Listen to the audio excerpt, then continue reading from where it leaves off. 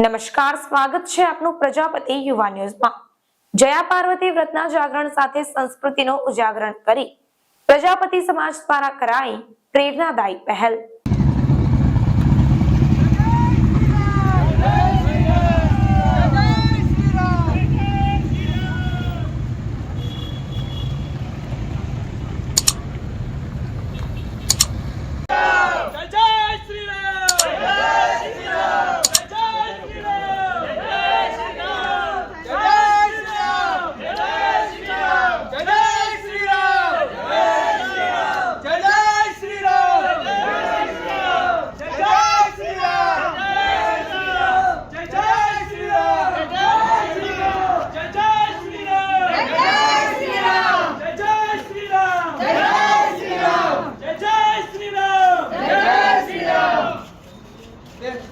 જયા પાર્વતી વ્રતના જાગરણ નિમિત્તે તારીખ 5 જુલાઈ 2023 બુધવારના રોજ વરિયા પ્રજાપતિ સમાજની વાડીએ રાત્રે 10 થી 6 વાગ્યા દરમિયાન સમાજની બહેનો દીકરીઓ માટે સામૂહિક જાગરણ માટે રાસ ગરબા, વિવિધ હરીફાઈ તેમજ વિવિધ પ્રવૃત્તિઓનું ખૂબ જ સુંદર રીતે આયોજન કરવામાં આવ્યું હતું। ચા નાસ્તાની તેમજ ઠંડી આઈસ્ક્રીમની વ્યવસ્થા પણ કરવામાં આવી હતી।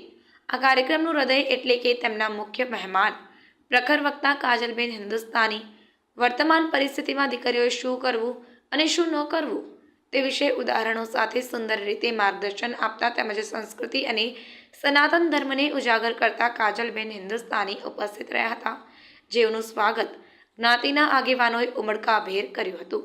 જ્ઞાતિઓને મહિલાઓ તેમજ બાળકો દ્વારા કંકુ તિલક કરી આવકારવામાં આવ્યા હતા। કાજલબેનનું પ્રવચન સાંભળી ખચોખચ ભરેલા હોલ તાળીઓના ગડગડાટથી ગુંજી ઉઠ્યો હતો। હાજર સૌ માતાઓ, બહેનો અને દીકરીઓએ આ શુભ અને પવિત્ર દિવસે સંસ્કૃતિને જાળવી રાખવા સુંદર સંકલ્પ કર્યા હતા। 11 થી 12 રાસ ગરબા, 1 થી 3 વિવિધ રમતો તેમજ 3 થી 6 દરમિયાન વિવિધ મનોરંજનની પ્રવૃત્તિઓ દ્વારા ધર્મ પરંપરા સાથે મનોરંજનનું ખૂબ જ સુંદર આયોજન કરવામાં આવ્યું હતું। સાથે સાથે આઈસ્ક્રીમ, ચા નાસ્તાની પણ વ્યવસ્થા કરવામાં આવી હતી। રિપોર્ટર ધર્મેશ સવાડિયા, થાનગઢ। ચોટીલાના આંગણેથી જયા પાર્વતી વ્રતના નિમિત્તે આજે આ સોગંદ ખાઉં છું કે જિહાદી છોકરાઓથી દોસ્તી નહીં કરું, જિહાદી છોકરાઓના પ્રેમમાં નહીં પડું અને જિહાદી છોકરાઓથી મારી બહેનપણીઓને પણ બચાવીશ, સમાજની દીકરીઓને પણ બચાવીશ, સામાન હિન્દુ પાસેથી જ ખરીદીશ, વ્યવહાર બધી જાતનો હિન્દુઓ જોડે જ રાખીશ અને સંપૂર્ણ રીતે મારા હિન્દુ સમાજ સાથે જોડાઈ રહીશ। બોલો નમઃ પાર્વતી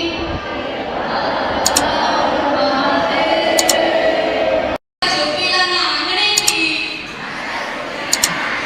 જયા પાર્વતી વ્રતના નિમિત્તે આજે આ સોગંદ ખાઉં છું કે જિહાદી છોકરાઓથી દોસ્તી નહીં કરું, જિહાદી છોકરાઓના પ્રેમમાં નહીં પડું, મારી બહેનપણીઓને પણ બચાવીશ, સમાજની દીકરીઓને પણ બચાવીશ, સામાન હિન્દુ પાસેથી જ ખરીદીશ, વ્યવહાર બધી જાતનો હિન્દુઓ જોડે स्टोरी એને કહેવાય કે મેં ઠાकुर की लड़की और वो कतई मियां भाई, એટલે મિયા ભાઈ સાથે તમે પ્રેમ કરો તો એને લવ સ્ટોરી કહેવાશે। હવે જવાનીનું ખૂણ હોય ને, ઉબલે 13-14 વર્ષની ઉંમરમાં હોર્મોન્સ ચેન્જ થાય। હવે તો સ્કૂલમાં કોમ્પિટિશન ચાલે છે, 13 વર્ષની દીકરી 14 વર્ષની દીકરી કહે મારો બોયફ્રેન્ડ છે, તારો બોયફ્રેન્ડ નથી, એવા ઇન્ટરનલ કોમ્પિટિશન ચાલે છે। એ જમાનો ગયો જ્યારે નંબર માટે કોમ્પિટિશન ચાલતું।